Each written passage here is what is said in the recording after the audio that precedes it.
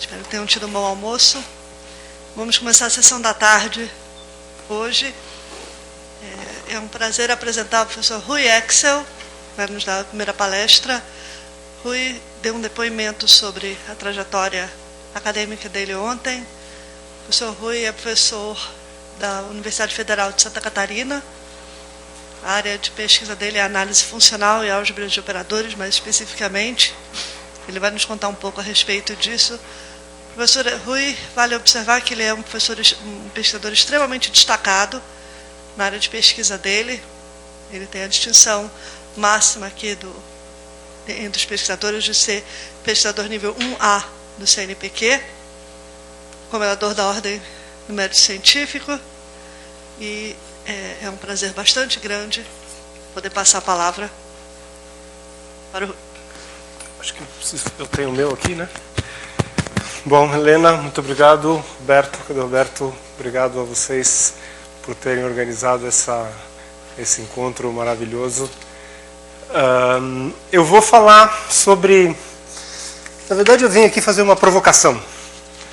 Eu primeiro pensei assim, se eu deveria vir aqui fazer uma striptease para provocar vocês. Eu pensei, será que eu faço uma striptease ou eu faço uma provocação? Eu decidi fazer outra provocação, diferente dessa daqui.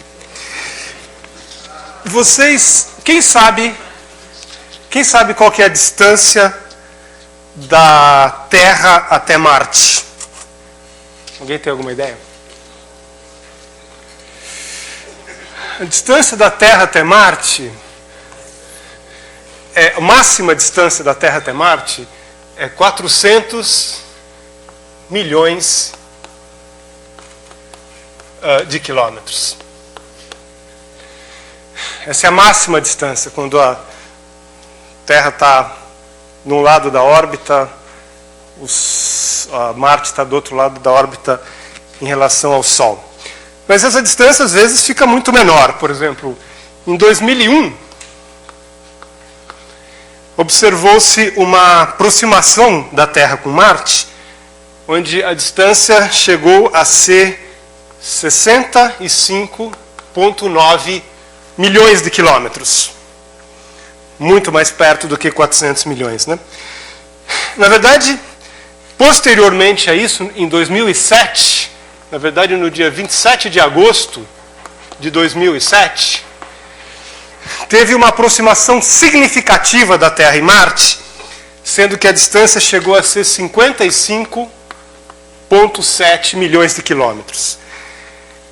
Foi tão sensacional isso para os astrônomos que lá na pracinha da Lagoa, perto da minha casa, onde tem a pracinha, onde tem um pessoal que faz feira de artesanato no domingo, a turma da astronomia foi lá, botou um telescópio e aí ficava a fila de gente lá para ver Marte, né? Foi muito interessante.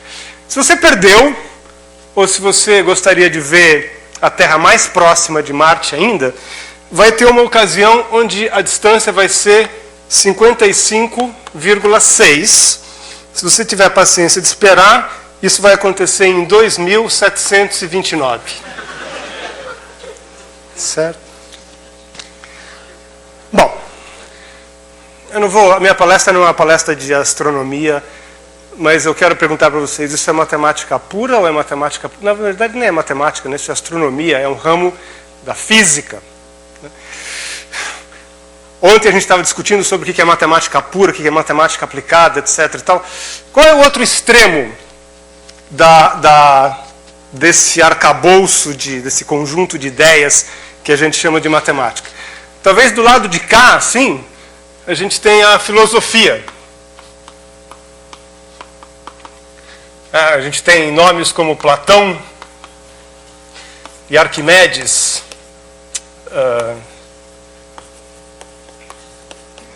e etc. O que os filósofos pensam?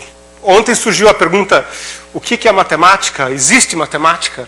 A matemática que nós fazemos seria igual à matemática que se faz em outras civilizações? Esse é o ramo da filosofia. A filosofia se pergunta questões muito distantes daquela questão, né? Caminhando aqui um pouco para dentro da matemática, a gente tem o ramo da lógica, né? Na lógica, nomes importantes da lógica são Gödel, Tarski. Gödel e Tarski, eles aceitam que a matemática existe, eles querem saber como funciona a matemática nas suas entranhas. Por exemplo, o tipo de problema que se pergunta em lógica é o seguinte: tudo o que é verdadeiro admite uma demonstração? Ou, reciprocamente, aquilo que admite uma demonstração é verdadeiro? O que é verdade? Né? Isso são assuntos da lógica. Se a gente caminhar um pouco mais para dentro da matemática, a gente teria, por exemplo, a teoria dos conjuntos.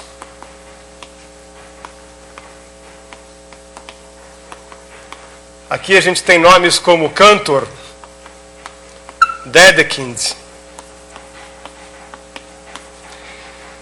Cantor e Dedekind começaram a se perguntar, por exemplo, será que tem mais números irracionais do que números racionais? Esse é um tipo de pergunta um pouco mais próxima da matemática. Bom, entre esse extremo e aquele extremo é onde a matemática vive, né? Quer dizer, tudo isso, na verdade, faz parte de um objetivo comum, de um esforço concentrado da humanidade de compreender a natureza, entender as leis da natureza e, especialmente, conseguir fazer previsões. Né? Por exemplo, mais perto aqui desta questão, como é que se descobre isso? Quer dizer, tem uma equação diferencial que se resolve para chegar nesses números que estão escritos aqui. Certo? Essas equações diferenciais são estupidamente difíceis de resolver e, na verdade, elas são resolvidas não analiticamente, mas são resolvidas numericamente. Quer dizer, aqui a gente tem análise numérica, que é a análise, a maneira de o recurso força bruta para você resolver equações diferenciais. Né? Aqui ao lado da análise numérica, a gente tem a teoria das equações diferenciais.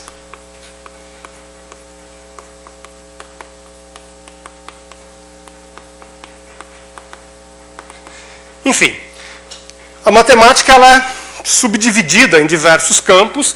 Essa divisão, o objetivo dessa divisão é muito mais organizar cursos e ela tem uma função muito mais didática do que semântica. Né? No fundo, tudo isso faz parte de um esforço comum. Mas eu diria que uma outra razão pela qual a matemática é assim subdividida é que não dá, pelo menos na nossa época, em que o desenvolvimento da ciência é tão amplo, não dá para você entender tudo de cabo a rabo desde ali até aqui.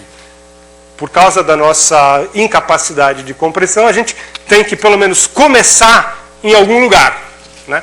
Então, aí talvez se distinga os matemáticos aplicados que estão mais para lá, dos matemáticos puros que estão aqui no meio, ou talvez dos lógicos e filósofos que estão do lado de lá. Mas eu acho imperativo, pelo menos, em termos de... Quer dizer, todo cientista tem que, pelo menos, ter a ousadia ou a pretensão de um dia ter uma visão ampla do que está acontecendo. Você tem que trabalhar no seu cantinho, no seu quintal, mas é muito importante que a gente saiba ampliar os horizontes e saber entender tudo o que está acontecendo de lá entre os dois extremos. Né? Eu quero voltar a falar sobre a distância da Terra a Marte, mas eu quero olhar para a distância da Terra a Marte de um ponto de vista mais para cá, assim. Ponto de vista de compreender os fundamentos matemáticos que estão por trás desse tipo de problema de estudar a distância da Terra a Marte. Então, vamos estudar o sistema solar. Certo? Quando você vai estudar a distância Terra a Marte, você não pode ignorar o Sol. Se você olhar só para a Terra e para Marte e ver a trajetória que esses dois planetas executam no espaço, sem perceber que tem o Sol atraindo você, vai achar muito esquisito o movimento que eles fazem. Então, a gente tem que estudar o Sol. Tem que estudar o Sol, tem que estudar eventualmente a atração de outros planetas. Então temos o Sol, temos 9 planetas. Na verdade, Plutão acabou de ser expulso da órbita dos planetas, porque se entrasse Plutão também tinha que entrar Ceres e outros tantos. Não sei, se você quer colocar as luas a nossa Lua, as luas de Júpiter, vamos ficar com 9 planetas. Aí, vamos fazer o seguinte, pega o Sol aqui e traça uma reta a partir do Sol na direção, por exemplo, da estrela de Alfa Centauro. E aí você faz um tique nessa reta aqui a 1 milhão de quilômetros, estabelecendo, por exemplo, uma unidade de comprimento de 1 milhão de quilômetros. Aí você traça uma outra reta daqui na direção da estrela polar, por exemplo, e escolhe uma outra estrela aqui, e você estabelece um sistema de coordenadas cartesiano, e através desse sistema de coordenadas cartesiano você pode agora localizar os planetas. Então, se a gente está falando de Marte, por exemplo, você pode falar, ou um planeta qualquer que você está estudando, você pode identificar a localização espacial desse planeta usando 3 coordenadas para sua posição. Coordenadas estas nesse nosso sistema cartesiano pré-estabelecido. Mas, se você quer compreender, entender exatamente o que está acontecendo com o planeta num determinado momento, é importante também você saber qual é a sua velocidade. Então, você precisa de mais 3 coordenadas para você compreender a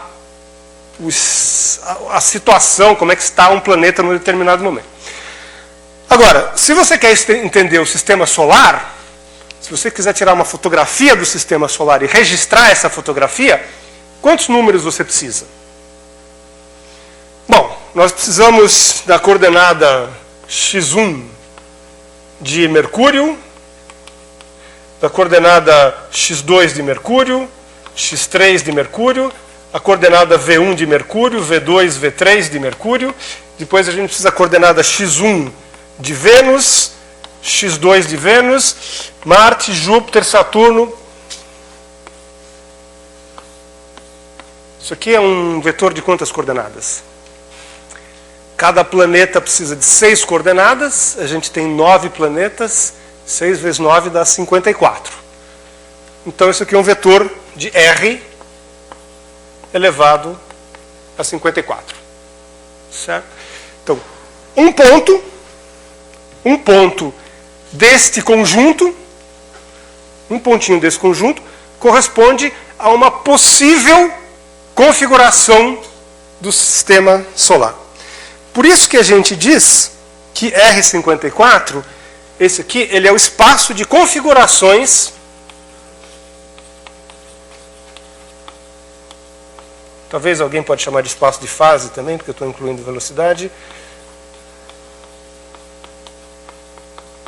do sistema que a gente está estudando. Certo?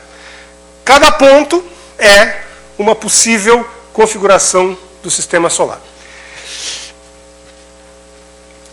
E o que é, se a gente está falando da distância da Terra até Marte,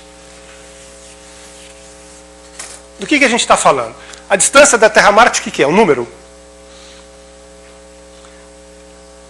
É um número agora? Ou é um número amanhã? A distância em 2001 era uma, em 2729 vai ser outra. A distância da Terra a Marte, na verdade, é uma função. Eu vou, para efeitos de standardização, eu vou chamar esse espaço de configurações aqui de x. A distância da Terra a Marte é uma função que a cada x pertencente a x, distância, Terra, Marte, associa um número, que é o seguinte número. Coordenada x1 da Terra, menos a coordenada x1 de Marte. Isso aqui são coordenadas do x, né? Não se esqueça que aqui tem 54 coordenadas. Ao quadrado, mais coordenada x2, x3 da Terra, menos a coordenada x3 de Marte, ao quadrado, raiz quadrada. Isso é uma função, certo? É uma função que olha para um retrato do sistema solar, x, e a esse retrato associa um número. Certo? Isso é uma coisa que a gente chama de um observável.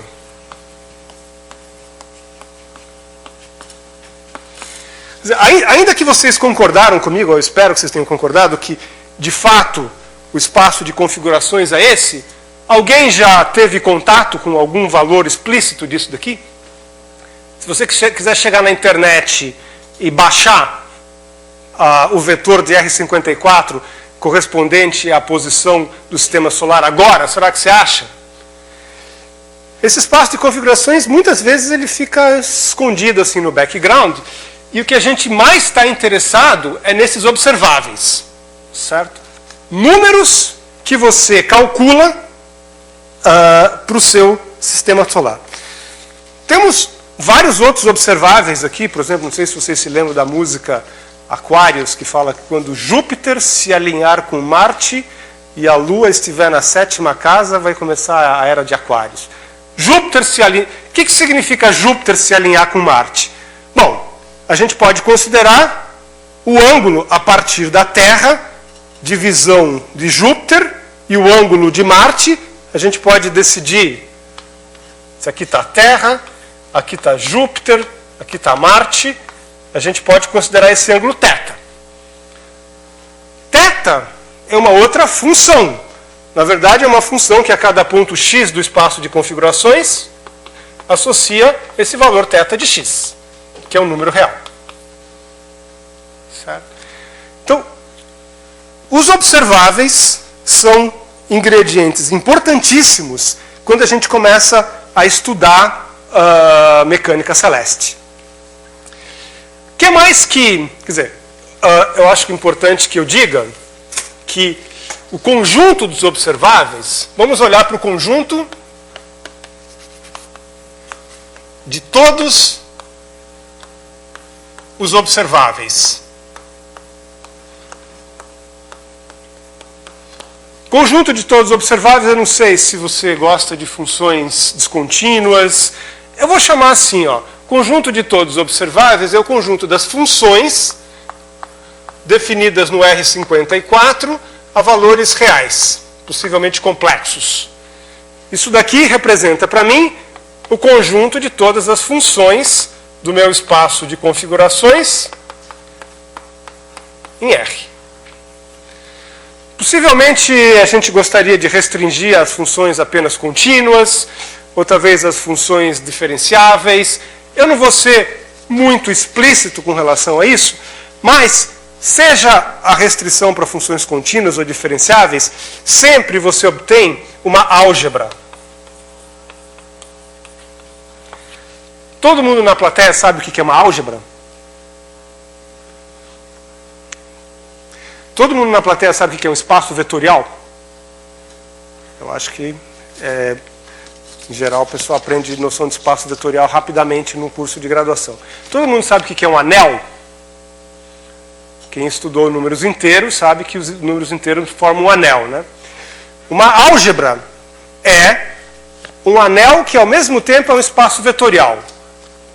No anel, a gente tem uma operação de adição, uma operação de multiplicação, e no espaço vetorial, a gente também tem uma operação de multiplicação por escalar. Certo? O conjunto das funções é uma álgebra. Faz sentido você somar duas funções? Dadas duas funções, a gente sabe somar funções.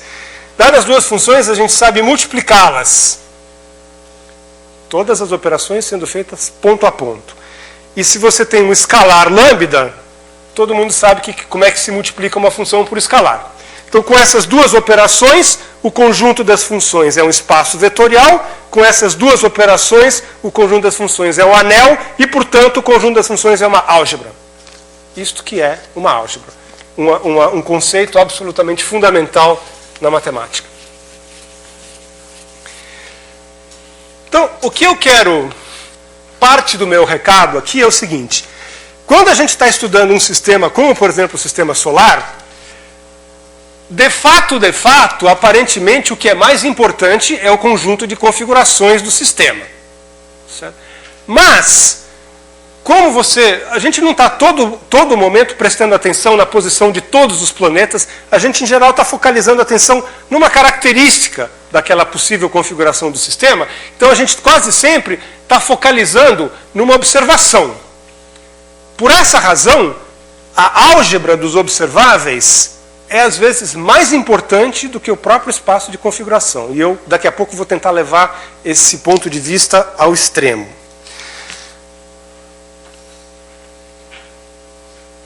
O que mais que é importante da gente entender quando a gente estuda um sistema como o sistema solar? Se você sabe que o seu sistema solar, agora, nesse momento, está numa posição X, está na configuração X, será que a gente consegue descobrir como é que ele vai estar daqui a T instantes de tempo?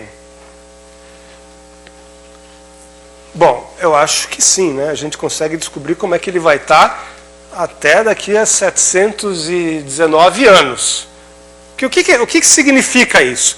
O que significa é que nós temos leis físicas que dizem que, se o sistema solar está de um certo momento, as forças gravitacionais que estão agindo lá, aliadas com a lei de Newton, permitem que a gente descubra o que vai acontecer com o sistema ao longo do tempo. Certo?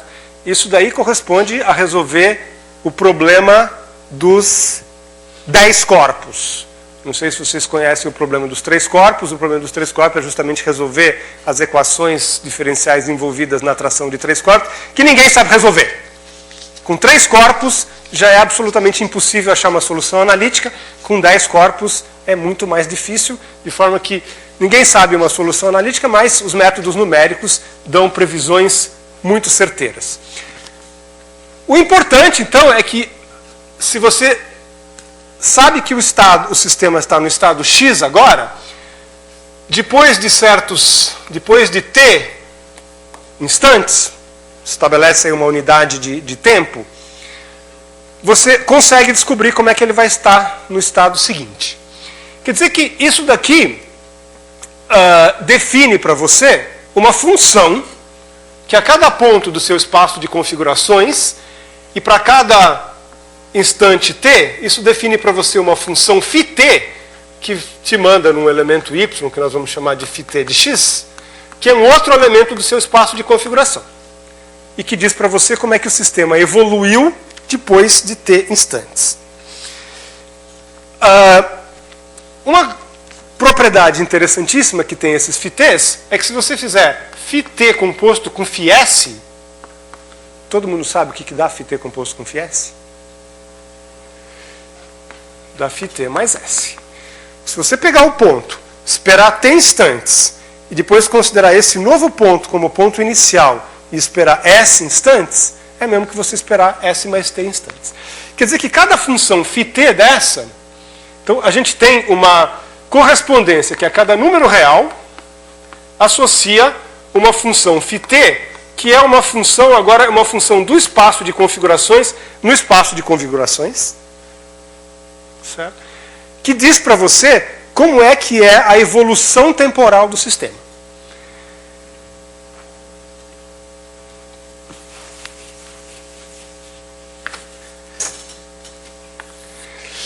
Como eu disse, a gente está interessado em enfatizar os observáveis, né? Qual seria a evolução temporal de observáveis? Digamos que a gente tem dado um observável f, pertencente à nossa álgebra de observáveis, pode ser esse aqui, por exemplo, distância de Terra-Marte. A gente pode se perguntar o seguinte: esse observável evolui no tempo. A gente pode falar no observável f, que corresponde ao seguinte: a distância de Terra a Marte amanhã. Por exemplo, se você é um astrônomo e você quer observar Marte no dia que ele está mais perto, você está muito interessado nesse observável, distância de Terra-Marte amanhã. Porque quando você descobrir que a distância de Terra-Marte amanhã vai ser pequena, hoje você vai organizar o seu telescópio dentro do seu carro para você partir de viagem e ir para o topo de uma montanha. Então, esse observável é um outro observável importante. Quem que é esse observável? A distância de Terra-Marte amanhã. É um novo observável igual a F composto com alfa. Estou usando horas como unidade de tempo. Então, Φ. O que é isso daqui? Φ24 é a função que diz como que uma configuração evolui depois de 24 horas. Então, isso daqui é uma coisa que calcular esse observável G observado na configuração X diz para a gente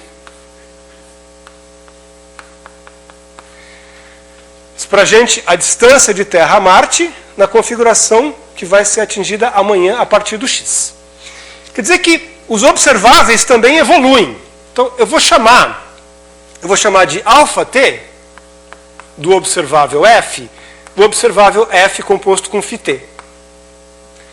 Então, isso dá para a gente a observação a evolução temporal dos observáveis.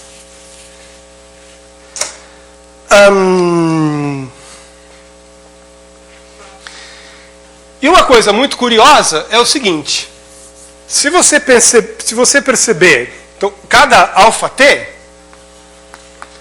é uma função que pega um observável e manda num outro observável.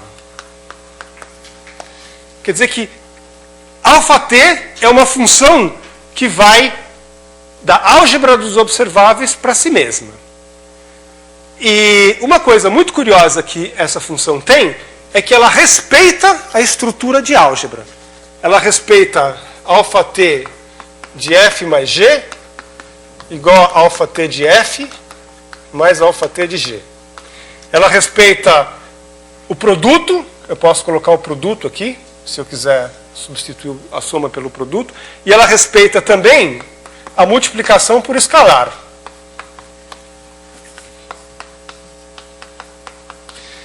Quer dizer que cada observável, cada αt, é o que se chama de um homomorfismo de álgebra. Que às vezes a gente chama de o conjunto dos endomorfismos da álgebra A. Cada αt é um endomorfismo da álgebra A, e a gente tem, consequentemente, para cada número real que representa o tempo, a gente tem um endomorfismo de A. E essa função é uma função que, da mesma forma que o nosso φt, ela também tem a mesma propriedade que αt composto com αs é αt mais s. E, portanto, essa função é um homomorfismo de grupo do grupo aditivo dos números reais nesse semigrupo, na verdade, de transformações da álgebra em si própria.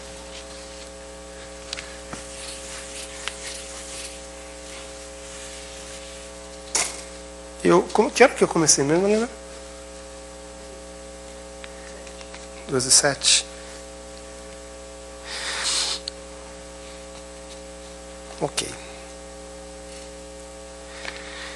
Então, o que eu quero, na verdade, a minha mensagem aqui para vocês é o seguinte: quando a gente estuda um sistema como o sistema solar, e daqui a pouco eu vou mostrar um outro exemplo, uma coisa que a gente tem que ficar muito atento é, claro que o espaço de configurações, mas a gente também tem que ficar muito atento à álgebra dos observáveis e a dinâmica, tanto a dinâmica a nível da evolução temporal das configurações, quanto a dinâmica a nível da evolução temporal das observações. Deixa eu mostrar, eu sei que eu estou correndo o risco de extravasar no tempo, mas, enfim, o meu objetivo, como eu disse, era realmente apenas fazer uma provocação. Então,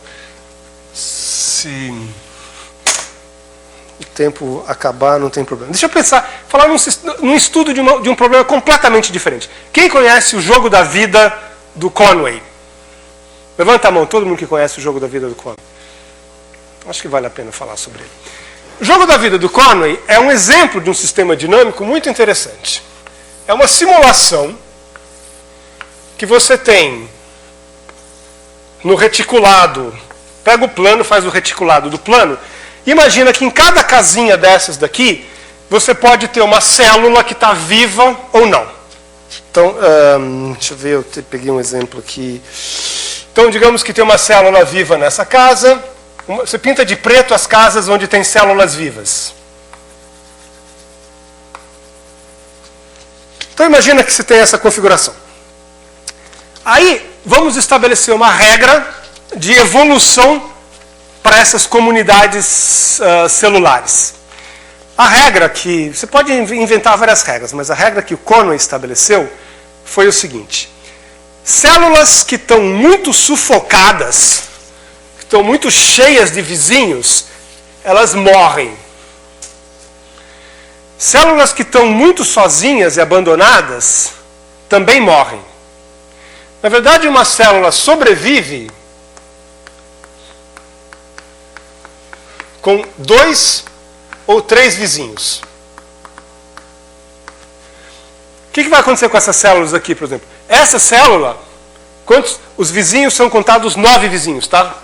Os 9 quadradinhos vizinhos. Essa aqui só tem um vizinho. Então, na próxima geração, ela vai morrer. Essa fulana aqui morre. Essa aqui, ó, quantos vizinhos ela tem? 1, 2, 3, 4. Essa aqui também vai morrer. Essa morre sufocada e essa morre de isolação. Essa daqui, ela tem quantos vizinhos? 1, 2, 3. Então ela está na boa lá, está junto com a sua família, etc., está feliz. E na próxima geração ela sobrevive. Tem uma outra regra. Células que têm exatamente 3 vizinhos, células vazias que têm exatamente 3 vizinhos, eis uma aqui, ó. Essa célula vazia, essa casinha, aqui não tem célula nenhuma, desculpa se eu chamei de célula. Essa casinha vazia tem 1, 2, 3 vizinhos. Então aqui vai nascer uma célula na próxima geração. Eu não sei que tipo de reprodução sexual que o Conway pensou que precisa de 3. Enfim.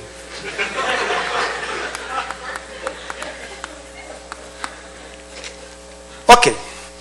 Então, isso dá pra gente Deixa eu mostrar uns exemplos para vocês. Posso ligar lá em cima o... Tem um programinha disponível na internet... Programinha disponível na internet que mostra pra gente como é que a gente faz... Chama-se Golly. Então, esse aqui, por exemplo, uma configuração do sistema. Tá? Então, se você quiser, você pode calcular. O Conway, quando ele fez isso, não tinha computador possante na época, ele usava um tabuleiro de Go para entender a evolução.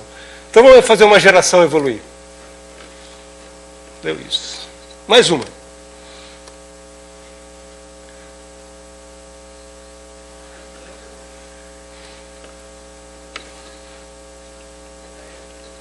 Foi embora.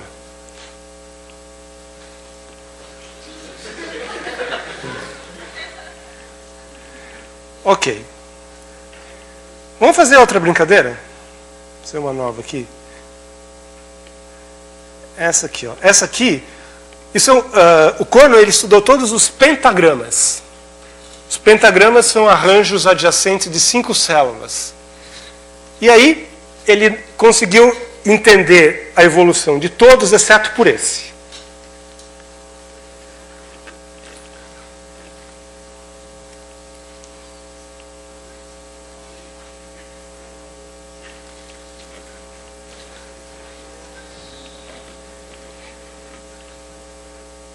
Olha só, que ele disparou. Acho que o tabuleiro de Go do Conway não era suficientemente grande. Vamos fazer mais rápido?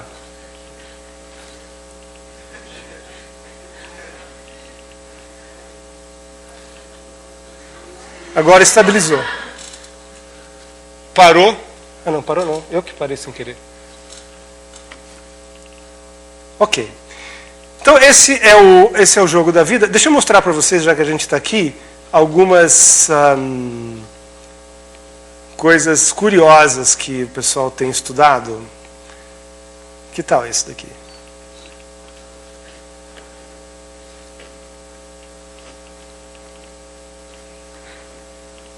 Isso eles chamam de um spaceship.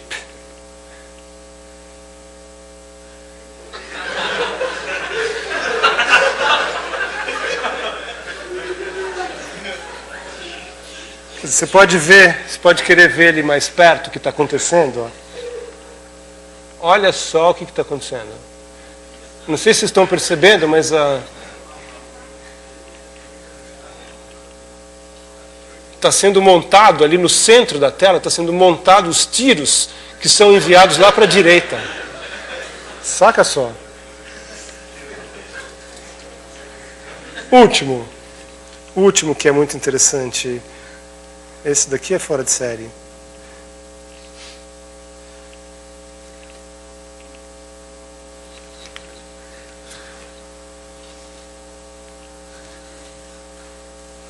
Vocês estão percebendo que está aumentando o tamanho do rabinho dele ali?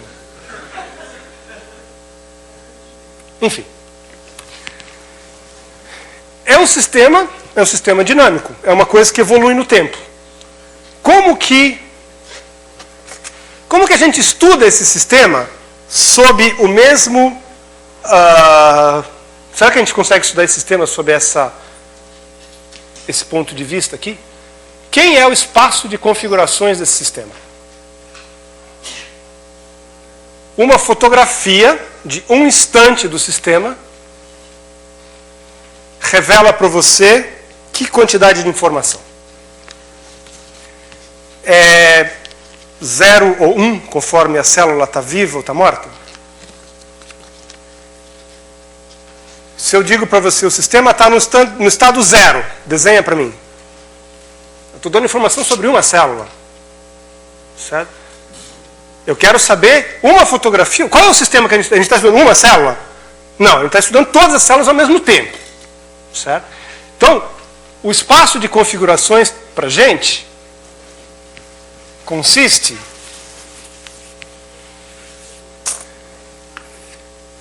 desse espaço aqui, ó.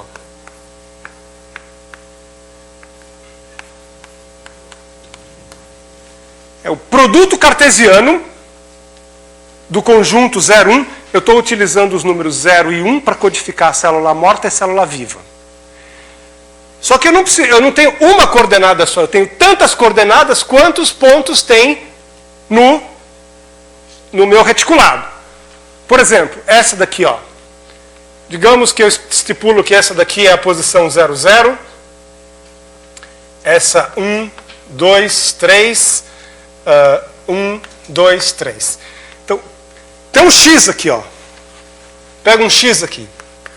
X é um vetor cujo conjunto de índices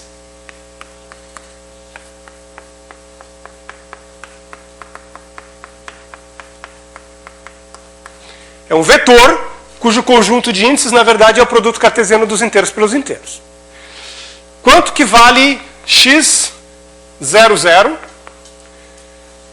Vale 0. Quanto que vale x 0, 2? Vale 1.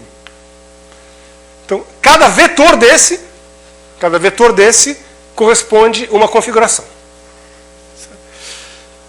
Bom, já que a gente está interessado nessa questão de evolução, que observáveis interessantes a gente poderia imaginar aqui? Um observável interessante que a gente pode analisar, eu posso perguntar assim, será que vai nascer uma célula na posição 0, 0? Essa pergunta que eu estou fazendo aqui, no fundo, esconde um observável. Qual que é o observável? É o observável f de x, que vai valer, sei lá, eu tenho que escolher dois números aqui para codificar assim, vai nascer ou não vai nascer. F de x me dá uma resposta sim ou não.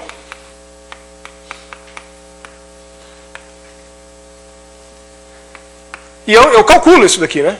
Você pode escrever a fórmula. A fórmula depende, nascer ou não uma célula no 00 depende do que o X acontece nessas posições aqui, etc. E tal. Então, esse é observar. Bom, a evolução temporal, o que é a evolução temporal desse sistema? O que acontece aqui é que a cada X pertencente a X, a gente consegue descobrir a geração seguinte. A geração seguinte é uma outra configuração.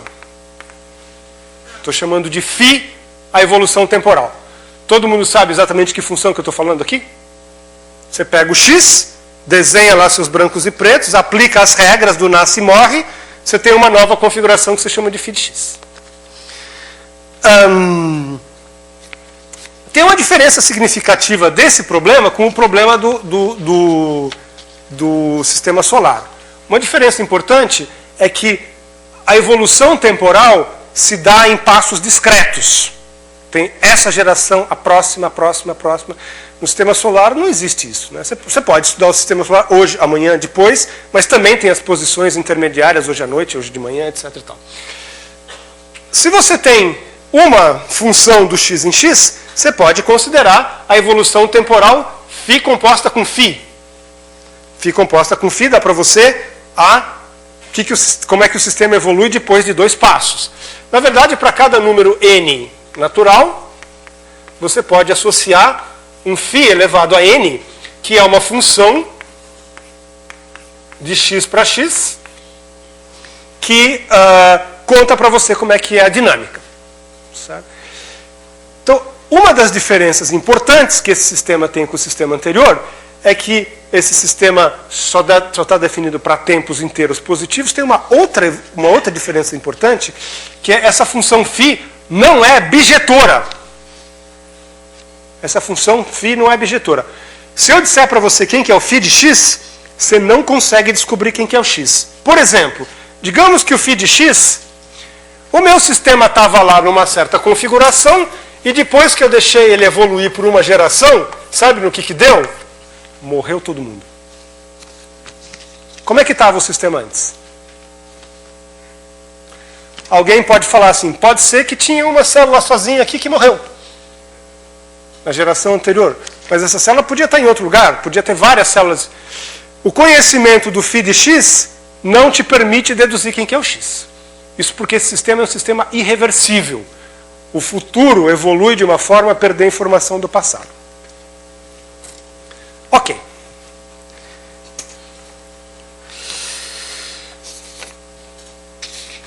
Bom, vamos pegar esses exemplos que a gente está vendo e vamos abstrair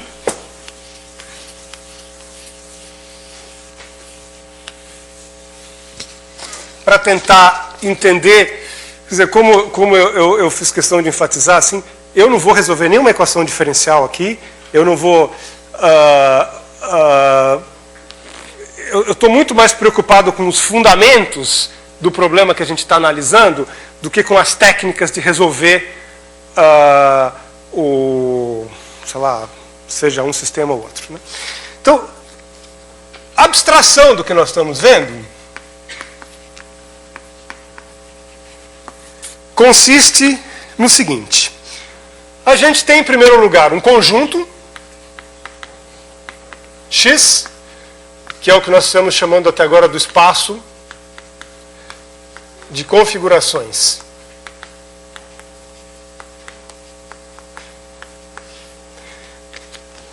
Com o espaço de configurações, dependendo do tipo de estrutura que tem nesse espaço de configurações, a gente considera álgebras.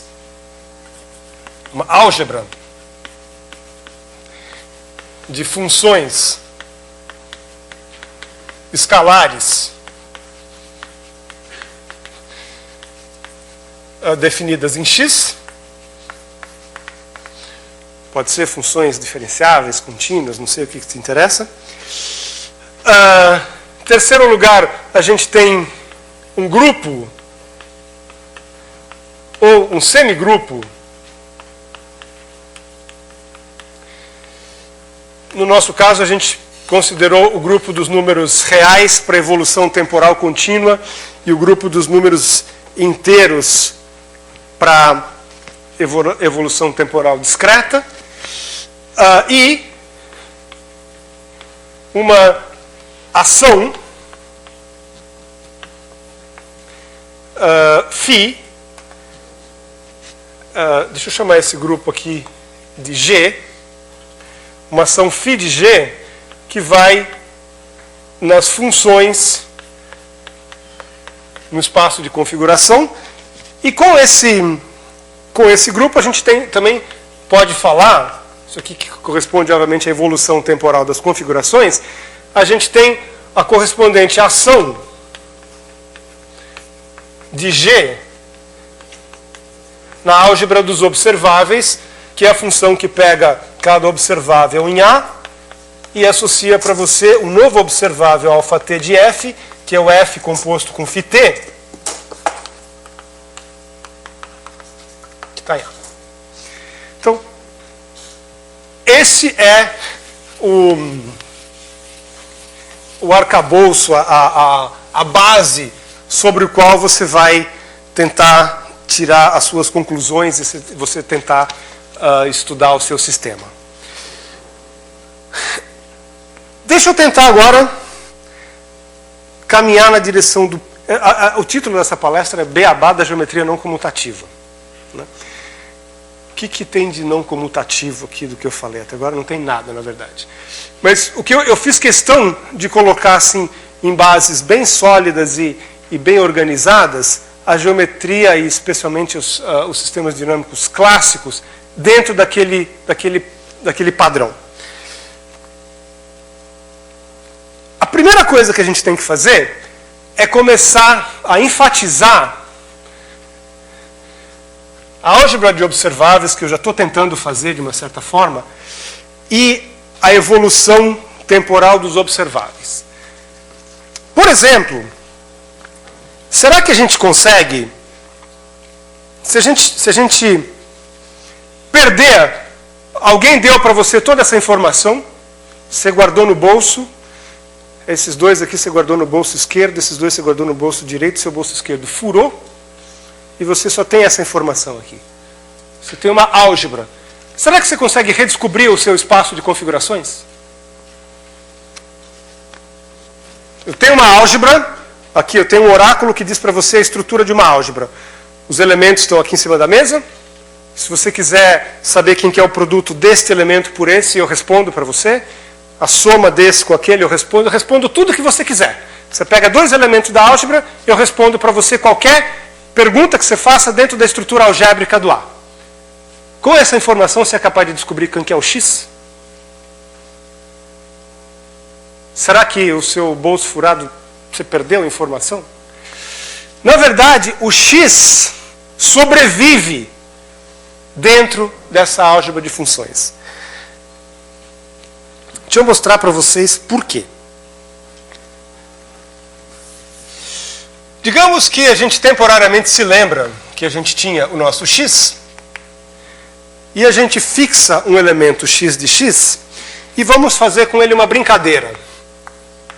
A cada função da álgebra, vamos pegar essa função e calcular no x, obtendo um número real ou talvez um número complexo, dependendo do nosso corpo de escalares. Certo? Uma coisa curiosa que eu estou fazendo aqui é o seguinte.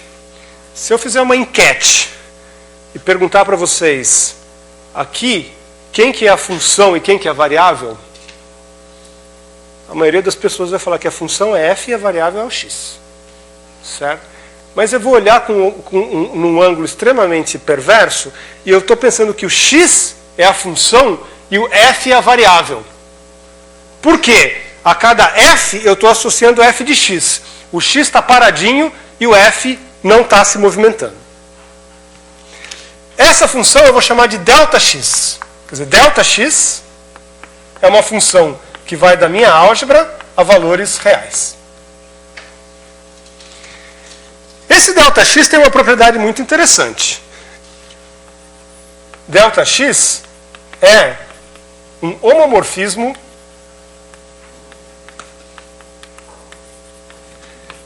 de álgebras. Com isso eu quero dizer que ΔX do produto de duas funções é o produto dos ΔX. Por exemplo, será verdade isso? ΔX de FG igual a ΔX de F vezes ΔX de G?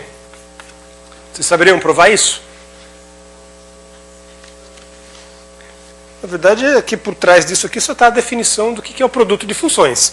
O produto de funções calculado no x é a mesma coisa que a função f de x vezes a função g de x. Com isso, a gente está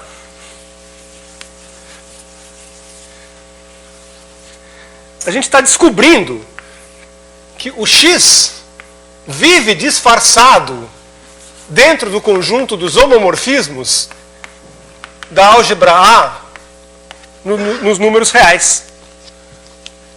A cada x, ele tem um disfarce, x entre aspas, que é exatamente o ΔX, que está aqui dentro.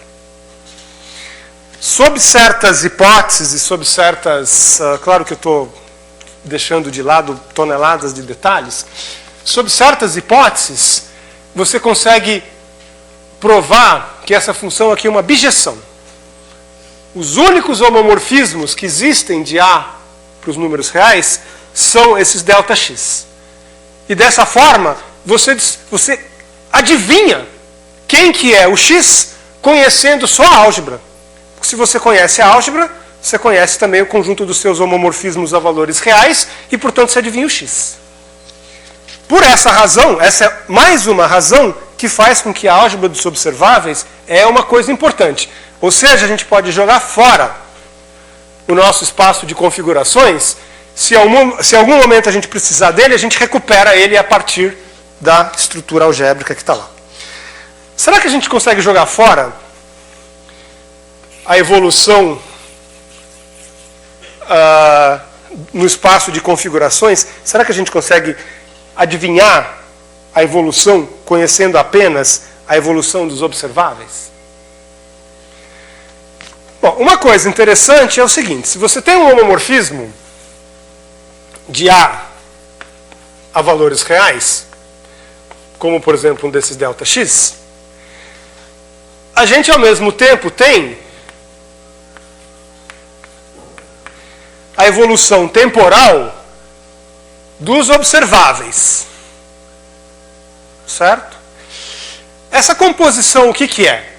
Uma função de A em A e outra função de A em R. A composição é uma função de A em R. Certo? Isso daqui é um homomorfismo, respeita produto, soma, multiplicação por escalar, idem isso. Então, isso daqui também respeita, isso também é um outro elemento daqui.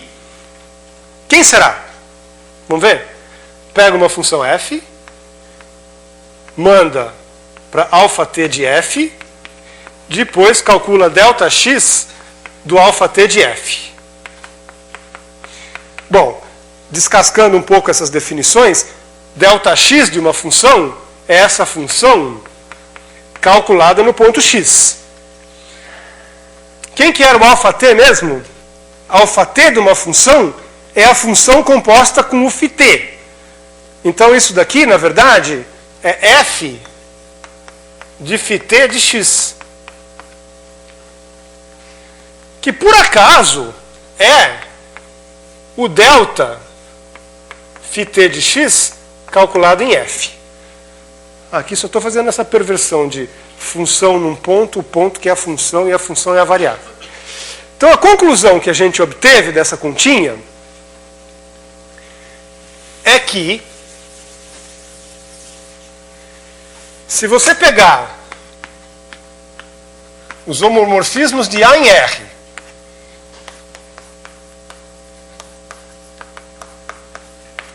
e você considerar a função que a cada homomorfismo compõe ele com o αt, black box composto com αt. A cada homomorfismo, eu defino um novo homomorfismo compondo com αt. Isso, aqui dentro, tem o X disfarçado. O X está disfarçado através dos ΔX, tá certo? Se você pegar um X daqui e você evoluir ele,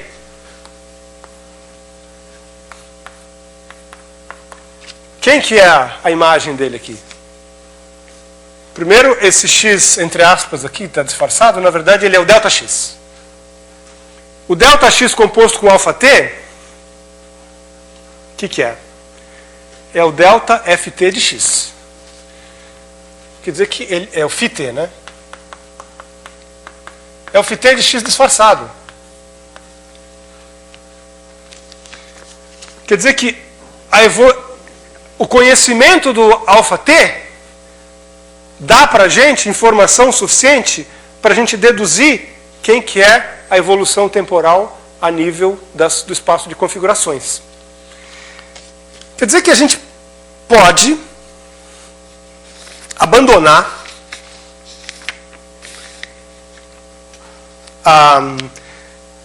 aqueles 4 ingredientes que estavam aqui e, a rigor, a gente basta estudar 2 coisas. Em primeiro lugar, a álgebra dos observáveis. Aqui tem toda a informação que você precisa. Em segundo lugar, a evolução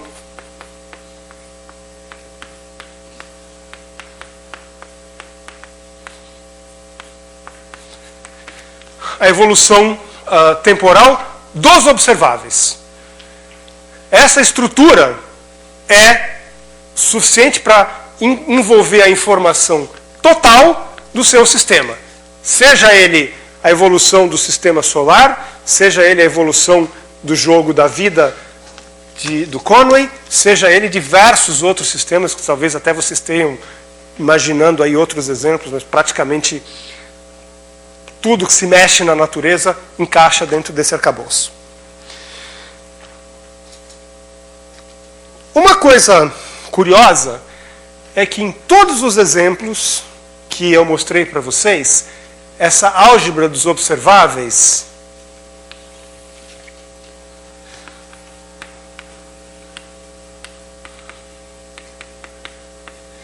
era uma álgebra de funções.